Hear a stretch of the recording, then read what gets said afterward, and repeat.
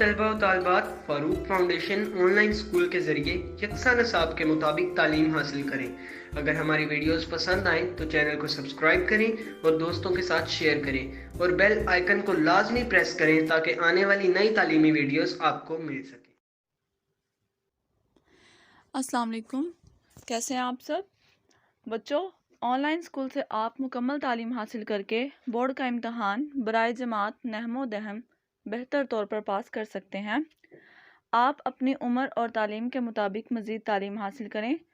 वालिदैन से फ़ोन या कंप्यूटर पर हमारी वीडियोस के ज़रिए तालीम हासिल करने की दरख्वास्त करें। रोज़ाना 1 से 2 घंटे ऑनलाइन पढ़ाई करें और जब आप स्कूल जाएंगे तो आपको मज़ीद किसी मदद की ज़रूरत नहीं होगी। इस तरह पढ़ाई करके आप अपना वक्त और अपने वालिदैन के अखराजात में बचत कर सकते हैं। ऑनलाइन स्कूल की कोई फ़ीस नहीं है। आप जूम पर भी क्लासेस का फ़ायदा उठा सकेंगे। हर मज़मून की मुकम्मल तालीमी वीडियोस मौजूद हैं। आज का जो हमारा टॉपिक है वो है द लेवल ऑफ ऑर्गेनाइजेशन, कि एक इंसान की बॉडी या एक हमारा पूरा जो माशरा है, हमारी एक सोसाइटी है, हमारा एक जो लाइफ है वो किस तरह ऑर्गेनाइज की गई है उसके बारे में हम लोग पढ़ेंगे। लेकिन इससे पहले हम लोग क्या है अपना पिछला रिवाइज कर लेते हैं कि हम लोगों ने पीछे क्या पढ़ा है अब तक।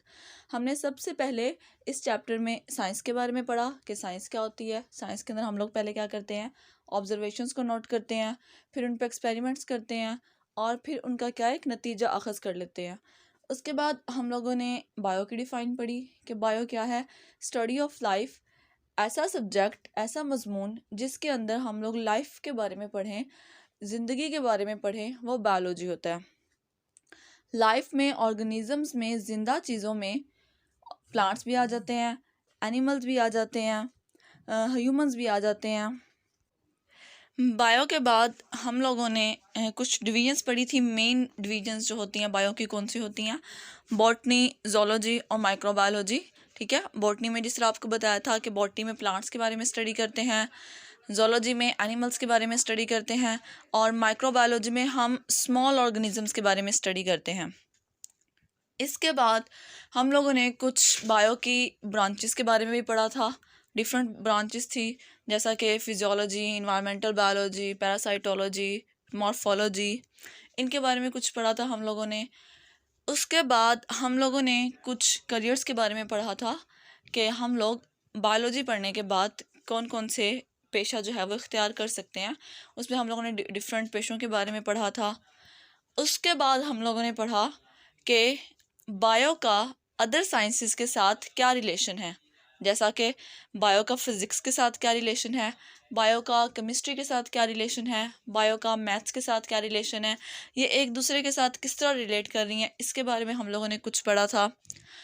फिर इसके अलावा हम लोगों ने मुस्लिम साइंटिस्ट के बारे में पढ़ा था कि मुसलमान साइंसदान जो हैं उनकी क्या अचीवमेंट्स रही हैं, बायो के मुतल्लिक या साइंस के मुतल्लिक उनकी क्या अचीवमेंट्स रही हैं। इसके अंदर हम लोगों ने उनका कुछ इंट्रोडक्शन पढ़ा, फिर उनकी कुछ अचीवमेंट्स और उनके वर्क के बारे में हम लोगों ने पढ़ा और फिर हम लोगों ने उनकी कुछ फेमस बुक्स के बारे में पढ़ा था। अब जो हमारा टॉपिक है द लेवल ऑफ ऑर्गेनाइजेशन, इसके बारे में हम लोग कुछ डिस्कस कर लेते हैं।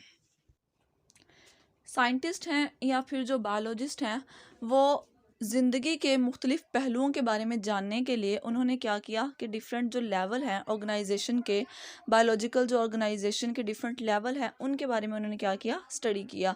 और वो लेवल हैं कौन कौन से। सबसे पहले हमारे पास आता है सब एटॉमिक एंड एटॉमिक लेवल। ये सबसे फर्स्ट पॉइंट है जहाँ से हमारी लाइफ जो है वो स्टार्ट होती है। फॉर एग्ज़ाम्पल हम लोग एक एग्ज़ाम्पल ले लेते हैं कि अगर एक ईंट है, ठीक है, ईंट को और ईंट को हम लोग मिलाते जाएंगे तो वो क्या बन जाएगा, हमारे पास एक दीवार बन जाएगी। दीवार और दीवार, 3-4 दीवार, 4 दीवारें मिलेंगी, एक छत मिलेगी तो क्या हो जाएगा, एक कमरा बन जाएगा। कमरा और कमरा मिलता जाएगा तो क्या, एक घर बन जाएगा। घर घर मिलते जाएंगे तो क्या कर देंगे, एक कॉलोनी बना देंगे। कॉलोनी और कॉलोनीज़ मिलेंगी तो एक सिटी बन जाएगा। सिटीज़ और सिटीज़ मिलेंगे तो क्या हो जाएगा, हमारे पास एक कंट्री बन जाएगा। और जब डिफरेंट कंट्रीज़ मिलेंगे तो हम कहेंगे ये हमारे पास कॉन्टिनेंट या फिर हमारे पास वर्ल्ड बन गई है। सेम उसी तरीके से हमारी बॉडी भी उसी तरीके से स्टार्ट होती है, एक मेन पार्ट से स्टार्ट होती है और वो क्या है, एटम। सब atomic and atomic level. all types of matter are made up of elements and each elements contain a single kind of atoms. matter हमारे पास क्या है कि सॉलिड लिक्विड गैस हर चीज़ क्या है मैटर है, और मैटर किससे मिलके बनी हुई है, एलिमेंट से मिली हुई है। और ईच एलिमेंट क्या है, हर एलिमेंट क्या करता है, एक सिंगल एटम अपने पास रखता है। और एटम का लफ्ज़ जो है वो यहाँ पर जो एटम का ए है उसका मीन जो हमारे पास निकलता है वो है नॉट, और जो उसके आगे TOM टॉम है उसका मीन होता है हमारे पास कट। हमारे पास जो एटम्स होते हैं एक्चुअली वो भी डिफरेंट क्या है, सब एटॉमिक पार्टिकल से मिलके बने होते हैं। सब एटॉमिक पार्टिकल्स और पार्टिकल्स मिलते जाएंगे तो हमारे पास क्या बन जाएगा, एक एटम बन जाएगा। The most stable subatomic particles are electron, protons and neutrons. जो सबसे स्टेबल जो हमारी लाइफ में या हमारी ज़िंदगी के जो पार्टिकल्स हैं जो एटम्स में मौजूद होते हैं वो कौन कौन से हैं, इलेक्ट्रॉन्स हैं, प्रोटॉन्स हैं एंड न्यूट्रॉन्स हैं। Out of the 92 kinds of elements that occur in nature, 16 are called bioelements. इस लाइफ में, इस दुनिया में, इस वर्ल्ड में टोटल 92 एलिमेंट्स जो हैं वो पाए जाते हैं, और उनमें से 16 जो हैं वो कौन से हैं, बायो एलिमेंट्स हैं। बायो एलिमेंट्स जैसे कि आपको पता है कि वो एलिमेंट्स जो कि एक ऑर्गेनिजम्स के अंदर, एक ऑर्गेनिज्म के अंदर पाए जाते हैं। These take part in making the body mass of a living organisms. ये जो बायो एलिमेंट्स हैं ये क्या करते हैं, ये हमारी बॉडी को बनाने में क्या करते हैं, अपना किरदार अदा करते हैं, अपना एक पार्ट अदा करते हैं। Out of these bio elements जो 16 हमारे पास बायो एलिमेंट्स हैं, ओनली 6, और वो 6 कौन कौन से हैं, ऑक्सीजन है, कार्बन है, हाइड्रोजन है, नाइट्रोजन है, कैल्शियम है and phosphorus, make 99% of the total mass. ये जो 6 हमारे पास बायो एलिमेंट्स हैं ये हमारी बॉडी का 99% जो है वो पार्ट बनाते हैं। टोटल कितने हमारे पास बायो एलिमेंट्स हैं, 16 हैं, और उनमें से जो 99% हमारी बॉडी को बनाते हैं वो कितने हैं, 6 हैं। मीन्स के 10 पीछे हमारे पास रह जाते हैं, तो 10 जो डिफरेंट हमारे पास बायो एलिमेंट हैं वो हमारी बॉडी का सिर्फ 1% हिस्सा बनाएंगे, और बाकी जो 6 बायो एलिमेंट्स हैं वो हमारी बॉडी का 99% जो है वो हिस्सा बनाएंगे। और वो कौन कौन से हैं, अदर 10 में हमारे पास आ जाता है potassium, sulphur, chlorine, sodium, magnesium, iron, copper, manganese, zinc and iron, जो कि collectively make 1% of the total mass, जो कि हमारी बॉडी का ये सब मिलके ये 10 बायो एलिमेंट्स मिलते हैं और हमारी बॉडी का टोटल 1% जो है हिस्सा जो है पार्ट जो है ये बनाने में किरदार अदा करते हैं अपना। इसके बाद जो है हम लोग एटम के बारे में देख लेते हैं कि एटम के जो सब एटॉमिक पार्टिकल्स हैं, protons, neutrons and electrons. Protons और न्यूट्रॉन्स जो है वो एटम के न्यूक्लियस के अंदर पाए जाते हैं, जबकि जो उसका इलेक्ट्रॉन है वो कहाँ पे पाया जाता है, उसके आउटर मोस्ट शेल में। इलेक्ट्रॉन शेल्स जो एटम के आसपास होते हैं, इर्द गिर्द होते हैं, इलेक्ट्रॉन जो है उसके अंदर पाया जाता है, जबकि प्रोटॉन और न्यूट्रॉन एटम के न्यूक्लियस के अंदर होते हैं।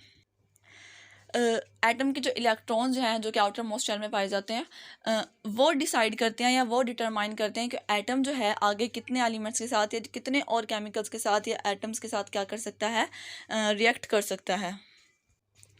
नेक्स्ट जो हमारे पास लेवल है वो है molecular level. In organisms bio elements usually do not occur in isolated forms, rather they combine through ionic और कोवलेंट बॉन्डिंग। एक ऑर्गेनिजम्स में जो बायो एलिमेंट्स पाए जाते हैं वो आइसोलेटेड फॉर्म में नहीं पाए जाते, मींस के अलहदा नहीं पाए जाते। जिस तरह के कार्बन अलहदा हो हमारी बॉडी में, हाइड्रोजन अलहदा हो, नाइट्रोजन अलहदा हो, ये एक एलिमेंट या बायो एलिमेंट जो है ये अलहदा नहीं पाया जाता, बल्कि क्या होता है, कंबाइन होता है, किसी चीज़ के साथ जुड़ा होता है, बॉन्डिंग होती है इनकी। और इनकी बॉन्डिंग कौन सी होती है, आयनिक बॉन्डिंग होती है और कोवलेंट बॉन्डिंग होती है। आयनिक बॉन्डिंग कौन सी होती है, जो कि सेम के दरमियान में, और कोवलेंट जो कि डिफरेंट हो। और इस बॉन्डिंग के नतीजे में बनने वाला जो मॉलिक्यूल होता है हम उसको क्या बोलते हैं, मॉलिक्यूल और बायोमॉलिक्यूल इसको बोला जाता है। क्यों बायोमॉलिक्यूल्स बोला जाता है, क्योंकि ये एक लिविंग ऑर्गेनिजम्स के अंदर जो एलिमेंट्स होते हैं उनकी कॉम्बिनेशन होती है, वो कंबाइन हुए होते हैं। तो वो क्या होते हैं, जितने भी हमारी बॉडी में जो एलिमेंट्स पाए जाते हैं उनको बायो एलिमेंट्स बोलते हैं। तो बायो एलिमेंट्स के साथ जो एलिमेंट और एलिमेंट मिलेगा, मॉलिक्यूल बना देगा, तो उसको हम लोग फिर क्या कहेंगे कि ये क्या है, हमारे पास बायोमॉलिक्यूल है। All organisms is formed by enormous number of biomolecules और 100 of different types. हमारी बॉडी में different types के क्या हैं molecules पाए जाते हैं और 100 of types के.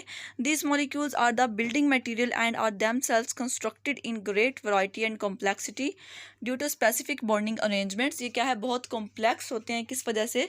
बॉन्डिंग की वजह से. इनमें different किस्म की बॉन्डिंग पाई जाती है, different इनमें arrangements होती हैं जिनकी वजह से क्या है, ये complex होते हैं. Biomolecules are classified as micromolecules and macromolecules.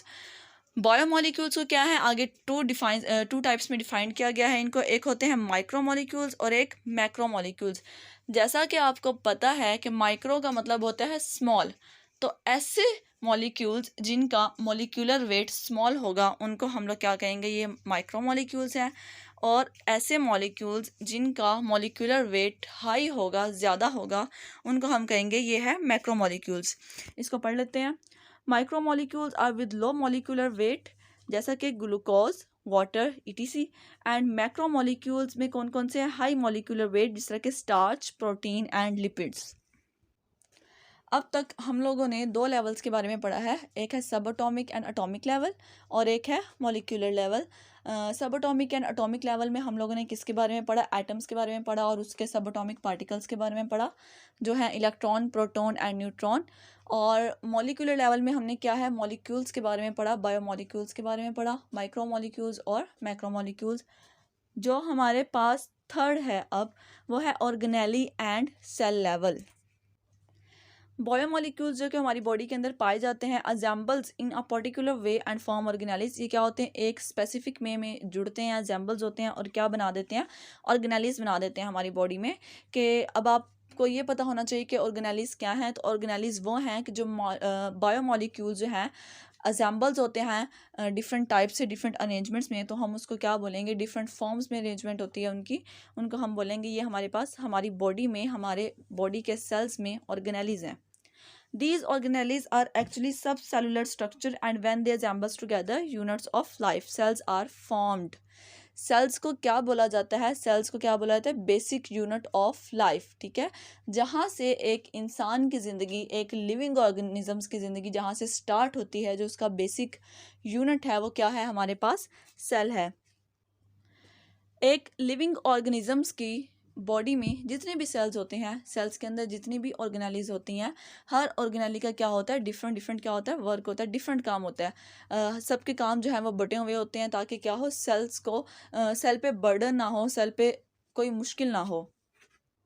Each type of organelle is specialized to perform a specific function. For example, mitochondria are specialized for cellular respiration. Example क्या है, माइट्रोकॉन्ड्रिया. माइट्रोकॉन्ड्रिया क्या एक ऑर्गेनेली है जो कि cell के अंदर पाई जाती है और उसका क्या काम है, वो सेलुलर रेस्पायरेशन करवाती है. And ribosomes are specialised for protein synthesis. एक और ऑर्गेनेली जो है हमारी सेल्स में जो पाई जाती है वो कौन सी है, राइबोसोम्स है. और उसका काम क्या है कि वो प्रोटीन सिंथेसिस करवाती है, मींस के प्रोटीन्स को बनाने में अहम किरदार अदा करती है. In the case of prokaryotes and most protist the entire organism consist of single cells. अब सबसे पहले आपको पता होना चाहिए कि प्रोकैरियोट्स क्या होते हैं और हमारे पास प्रोटिस्ट क्या होते हैं. प्रोकैरियोट क्या होते हैं कि जिनके अंदर वेल डिफाइंड न्यूक्लियस ना हो. ह्यूमंस, प्लांट्स और एनिमल्स ये सारे यूकैरियोट्स में आ जाते हैं जिनके अंदर क्या है, एक वेल डिफाइंड न्यूक्लियस पाया जाता है. और प्रोकैरियोट क्या है, जो कि यूकैरियोट से भी पहले के हैं और उनके अंदर कोई सेलुलर स्ट्रक्चर जो है वो इतना ख़ास नहीं पाया जाता, ना उनके अंदर कोई वेल डिफाइंड न्यूक्लियस होता है. और प्रोटिस्ट ये दोनों क्या हैं, ये सिंगल सेल से मिलके बने होते हैं. In the case of most fungi, all animals and all plants the organisms consist of up to trillions of cells. लेकिन फंजाई में, एनिमल्स में और प्लांट्स में क्या है कि हमारी बॉडी में जो हमारी बॉडी जो है वो किससे बनी है, ट्रिलियंस ऑफ सेल्स से मिलके बनी हुई है. जबकि प्रोकैरियोट्स में क्या होता है कि जो उनकी बॉडी जो है वो सिंगल सेल पे मुश्तमिल होती है, जो कि हमें आम आंख से क्या है वो नज़र भी नहीं आते. हमारा नेक्स्ट लेवल है टिश्यू लेवल. टिश्यू लेवल क्या, इन मल्टी सेलुलर ऑर्गेनिजम्स यहाँ पे कहा गया multi cellular organism. Unicellular organism क्यों नहीं कहा गया? क्योंकि यूनिसेलुलर ऑर्गेनिजम्स कौन से होते हैं? जो कि एक सेल पे मुश्तमिल होते हैं, जिस तरह के प्रोकैरियोट्स। ठीक है। मल्टी सेलुलर कौन से होते हैं? जिनकी बॉडी के अंदर एक दो से ज़्यादा सेल्स मौजूद हों, जिस तरह के एनिमल्स। ठीक है। तो मल्टी सेलुलर ऑर्गेनिजम्स में क्या होता है? Similar cells performing similar functions are organised into groups called tissues. Similar cells performing similar function, इसके अंदर क्या है? सिमिलर सेल्स मिलके क्या बनाते हैं? एक टिश्यू बनाते हैं। और सिमिलर सेल्स कौन से होते हैं? जो कि सेम क्या है? फंक्शन परफॉर्म करते हैं, not different cells. We can define a tissue. Tissue को हम कैसे डिफाइन कर सकते हैं? As a group of similar cells. ये क्या है? एक ग्रुप है सिमिलर सेल्स का, स्पेशलाइज्ड होता है for the performance of a common function. काफ़ी ज़्यादा सेल्स, लेकिन एक ही टाइप के सेल्स क्या करते हैं? मिलके एक फंक्शन परफॉर्म करते हैं, उसको हम लोग क्या बोलते हैं? Tissue. Each cell in a tissue carries its own life process. Tissue का हर सेल जो है वो क्या करता है? अपनी अपनी लाइफ के मुताबिक क्या करता है? प्रोसेस करता है। जैसा कि सेलुलर रेस्पिरेशन है, प्रोटीन सिंथेसिस है। हर सेल के अंदर जो माइटोकॉन्ड्रिया होगा, जो ऑर्गेनेली होगी, उसके अंदर वो क्या करेगी? सेलुलर रेस्पिरेशन करवाएगी, राइबोसोम होगी, प्रोटीन सिंथेसिस करवाएगी। But it also carries on some special process related to the function of the tissue. लेकिन उसके अलावा भी क्या करेंगे? ये कुछ स्पेशल काम करेंगे जो कि टिश्यू के फंक्शन से रिलेट करेगा, मिलता जुलता होगा या उसकी हेल्प करेगा। There are different types of plant tissues. यहाँ पे कुछ तरह के टिश्यूज़ के आपको नाम बताए गए हैं, प्लांट टिश्यू और एनिमल टिश्यू। प्लांट टिश्यू कौन से टिश्यू हैं? जो कि प्लांट्स के अंदर पाए जाते हैं। और एनिमल टिश्यूज़ कौन से टिश्यूज़ हैं? जो कि एनिमल्स की बॉडी के अंदर पाए जाते हैं। प्लांट टिश्यूज़ में आ जाता है epidermal tissues and ground tissues. और एनिमल टिश्यूज़ में आ जाता है nervous tissues and muscular tissue. Nervous tissues में क्या है कि वो ब्रेन बनाते होंगे। मस्कुलर टिश्यू में क्या है कि जो टिश्यूज़ हैं वो क्या करवाते होंगे? मूवमेंट करवाते होंगे, क्योंकि मसल्स का जो मेन काम है, जो सबसे इंपॉर्टेंट काम है, वो क्या है? मूवमेंट करवाते हैं हमारी बॉडी में। नेक्स्ट जो हमारे पास लेवल है वो है organ and organ system level. इससे पहले हम लोग 4 लेवल्स के बारे में पढ़ चुके हैं, उसको थोड़ा सा रिवाइज कर लेते हैं हम लोग। सबसे पहले सब एटॉमिक एंड एटॉमिक लेवल, उसके अंदर एटम्स के बारे में पढ़ा था, सब एटॉमिक पार्टिकल्स के बारे में पढ़ा था। उसके बाद मॉलिक्यूलर लेवल, उसके अंदर मॉलिक्यूल्स के बारे में पढ़ा था, माइक्रो मॉलिक्यूल्स के बारे में पढ़ा, मैक्रो मॉलिक्यूल्स के बारे में पढ़ा। उसके बाद हम लोगों ने ऑर्गेनेलिस के बारे में पढ़ा और cell organelles and cell level के बारे में पढ़ा। उसके बाद हम लोगों ने टिश्यू लेवल के बारे में पढ़ा। और अब हम लोग क्या पढ़ेंगे? Organ and organ system level. In higher multicellular organisms, more than one type of tissues having related function are organized together and make a unit called organ. Multicellular organisms कौन से होते हैं? जिनके अंदर ट्रिलियंस ऑफ सेल्स पाए जाते हैं, उनको हायर मल्टीसेलुलर ऑर्गेनिजम्स बोलते हैं। उसके अंदर क्या होता है कि जो टिश्यूज़ होते हैं, डिफरेंट टाइप्स के tissue, for example nervous tissues हो गए, फॉर एग्जांपल मस्कुलर टिश्यूज़ हो गए, ये टिश्यूज़ सारे मिलके क्या बनाते हैं? एक ऑर्गन बनाते हैं, एक टुगेदर एक यूनिट बना देते हैं मिलके। उसको हम लोग बोलते हैं कि ये हमारे पास क्या बन गया है? ऑर्गन बन गया है। जिस तरह मैंने आप लोगों को बताया था कि सेल्स और सेल्स मिलते हैं तो हमारे पास टिश्यू बन जाता है। टिश्यू और टिश्यूज़, डिफरेंट टाइप्स के टिश्यूज़ मिलेंगे तो हमारे पास ऑर्गन बन जाएगा। हमारी बॉडी के डिफरेंट ऑर्गन्स जब मिलेंगे तो वो एक ऑर्गन सिस्टम बना देंगे, और ऑर्गन सिस्टम के बाद क्या बन जाएगा? एक इंडिविजुअल बन जाएगा। Different tissues of an organ performing their specific function and these functions collectively become the functions of that organ. एक ऑर्गन के अंदर जो डिफरेंट टाइप्स के टिश्यूज़ हैं वो क्या कर रहे हैं? एक ही किस्म का काम कर रहे हैं। उनको हम लोग क्या कहेंगे कि ये हमारे पास क्या है? एक ऑर्गन का फंक्शन परफॉर्म कर रहे हैं। फॉर एग्जाम्पल, यहाँ पे एग्जाम्पल दी हुई है स्टमक की। Stomach is an organ specialized for the digestion of protein and for storing food. हमारे स्टमक का क्या काम होता है? हमारा स्टमक हमारी फूड को डाइजेस्ट करवाता है, और डाइजेशन किसकी करवाता है? प्रोटीन की करवाता है, और हमारी बॉडी में फूड को स्टोर भी करता है। 2 major types of tissues are present in its structure. इसके स्ट्रक्चर में, स्टमक के स्ट्रक्चर में 2 टाइप्स के क्या हैं? स्पेशल टाइप्स के टिश्यूज़ प्रेजेंट होते हैं, स्ट्रक्चर प्रेजेंट होते हैं। वो कौन से हैं? Epithelial glandular tissues secrete gastric juice for the digestion of protein. ठीक है, जो एपिथेलियल टिश्यू है वो क्या करता है, एक जूस सक्रीट करता है, ठीक है, रिलीज करता है, जो किसके लिए होता है, प्रोटीन की डाइजेशन के लिए होता है। स्टमक के अंदर जो एपिथेलियल टिश्यू है वो क्या करते हैं, एक जूस को सक्रीट करते हैं, और उस जूस का क्या काम होता है, वो डाइजेशन किसकी करवाते हैं, हमारे पास प्रोटीन की डाइजेशन करवा देते हैं। अब muscular tissues perform contraction of stomach walls for grinding of food and moving food to posterior end. Posterior end कहाँ होता है, कि एंड वाला पॉइंट होता है किसका, स्टमक का। इसके अंदर क्या है, जो मस्कुलर टिश्यूज हैं वो क्या करवा रहे हैं, बार बार कॉन्ट्रैक्ट करवा रहे हैं, रिलीज करवा रहे हैं, कॉन्ट्रैक्शन एंड रिलैक्सेशन कर रहे हैं, जिसकी वजह से फूड जो है ग्राइंड हो रही है और आगे की तरफ क्या कर रही है, फॉरवर्ड हो रही है, आगे की तरफ मूव कर रही है। So two tissues perform their specific functions which collectively become the function of stomach. तो यहाँ पे क्या है कि दो तरह के टिश्यूज हैं, लेकिन दोनों का काम क्या है कि दोनों ही प्रोटीन को या फूड को डाइजेस्ट करवा रहे हैं। जो कि एपिथेलियल टिश्यू है वो भी फूड को डाइजेस्ट करवा रहा है, प्रोटीन को डाइजेस्ट करवा रहा है, और जो मस्कुलर टिश्यू है वो भी क्या कर रहा है, प्रोटीन की डाइजेशन ही करवा रहा है। The next level of organization in multicellular organisms is the organ system level। अगला जो हमारे पास लेवल आ जाता है ऑर्गन से भी आगे, वो है organ system level. Different organs performing related functions are organized together in the form of an organ system। Different organs, ठीक है, different types के organs हमारी bodies के मिले और क्या करें, एक बॉडी के लिए एक स्पेसिफिक फंक्शन जो है वो परफॉर्म करें, उसको हम लोग बोलेंगे कि क्या है, हमारे पास ऑर्गन सिस्टम है। In an organ system each organ carries out of its specific function and the function of all organs appears as the function of the organ system. इसमें क्या है, बॉडी का हर ऑर्गन जो है अपना अपना काम कर रहा है, और उसको हम लोग जब कलेक्टिवली कहेंगे तो क्या कहेंगे कि क्या है, ऑर्गन सिस्टम एक बन गया। For example, digestive system is an organ system that carries out the process of digestion. जिस तरह के हमारी बॉडी में जो डाइजेस्टिव सिस्टम है वो क्या काम है, उसका डाइजेशन काम है। जिस तरह के नाम से जाहिर हो रहा है, डाइजेस्टिव, डाइजेस्ट से निकला है, तो वो क्या कर रहा है, बॉडी में फूड को क्या करवा रहा है, डाइजेस्ट करवा रहा है।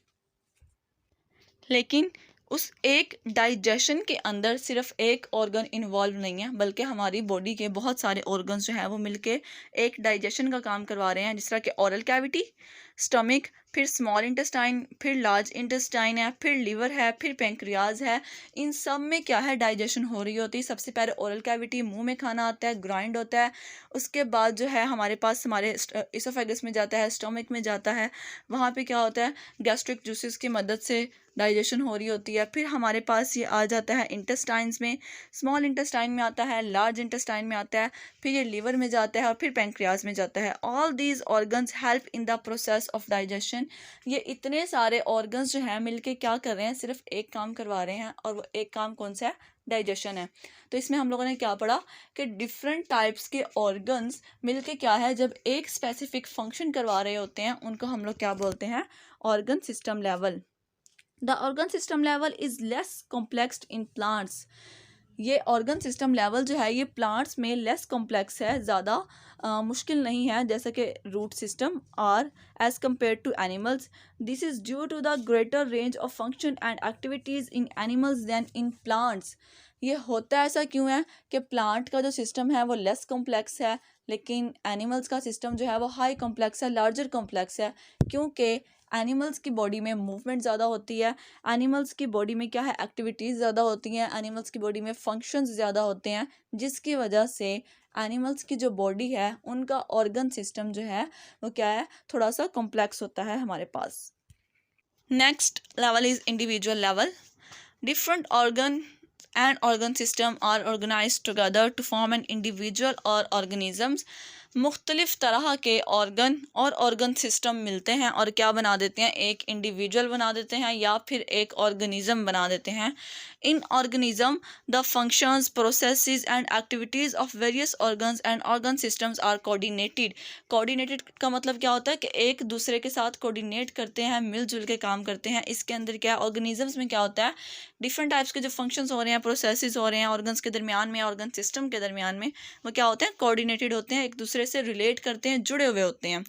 For example, when a man is engaged in continuous and hard exercise, not only his muscles are working, but also there is an increase in the rate of respiration and heartbeat.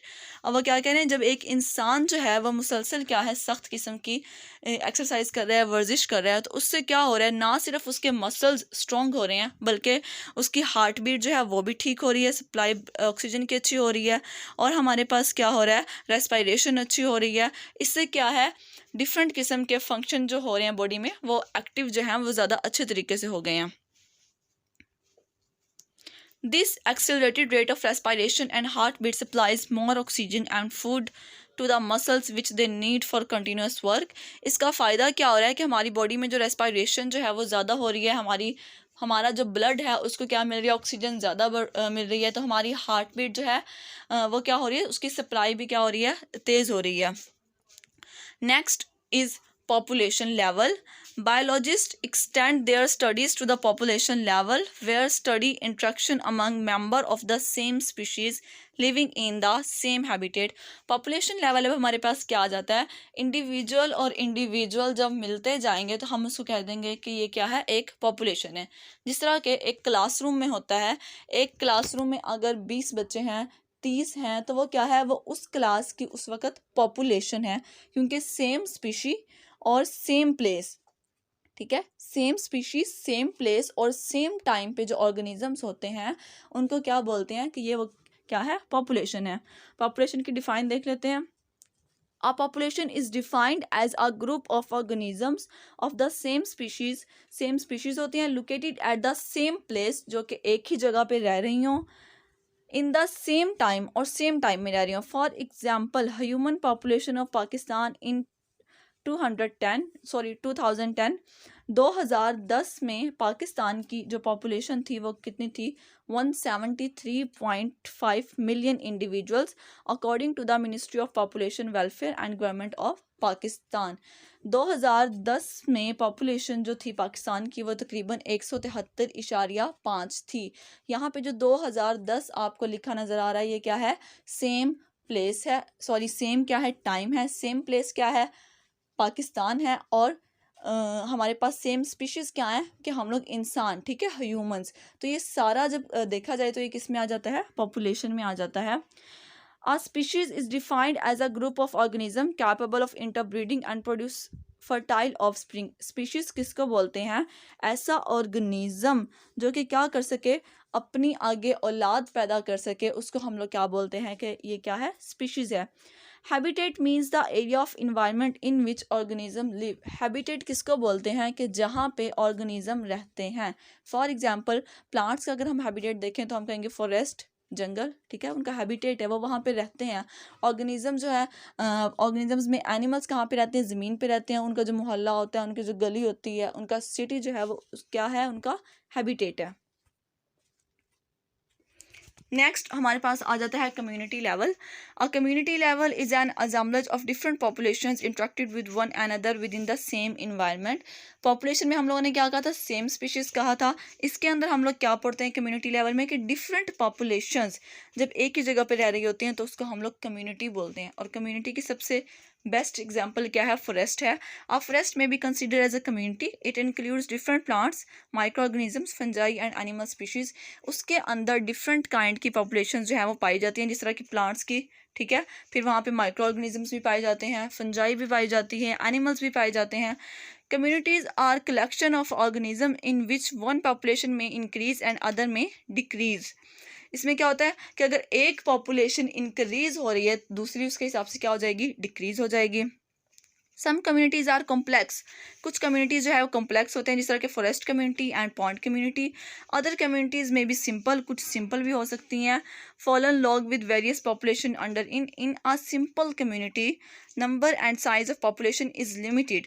अब यहाँ पे simple community और complex community क्या होती है, simple community वो होती है जिनके अंदर नंबर और साइज पॉपुलेशन का वो लिमिटेड हो, और कॉम्प्लेक्स में क्या होता है, अनलिमिटेड होता है। So any change in biotic or abiotic factors may have drastic and long lasting effect. The next one is biosphere level. The part of the earth inhabited bye organism, ज़मीन का वो हिस्सा जहाँ पे इंसान या ऑर्गेनिजम्स रह रहे हों, कम्युनिटीज़ रह रही हों, उसको हम लोग क्या बोलते हैं? बायोस्फीयर बोलते हैं। It constitutes all ecosystem. Ecosystem की अब डिफाइन नीचे आ गया, areas where living organisms interact with the non living components of the environment and is also called the zone of life on earth. Ecosystem क्या होता है? जहाँ पे लिविंग ऑर्गेनिज्म जो हैं नॉन लिविंग थिंग्स के साथ इंटरेक्ट करती हैं, मिलती हैं, और उनके बगैर जो है वो हम लोग ज़िंदा भी नहीं रह सकते कुछ चीज़ों के बगैर। तो उन लिंक के साथ जो हमारा इंट्रैक्शन होता है उसको हम लोग क्या बोलते हैं? वो हमारा पूरा एक इकोसिस्टम बना होता है। और ज़मीन का वो हिस्सा जहाँ पे ज़िंदगी पाई जाती है उसको क्या बोलते हैं? बायोस्फीयर लेवल बोलते हैं। उम्मीद है आप सबको ये समझ आई होगी। Thank you. अल्लाह हाफिज़।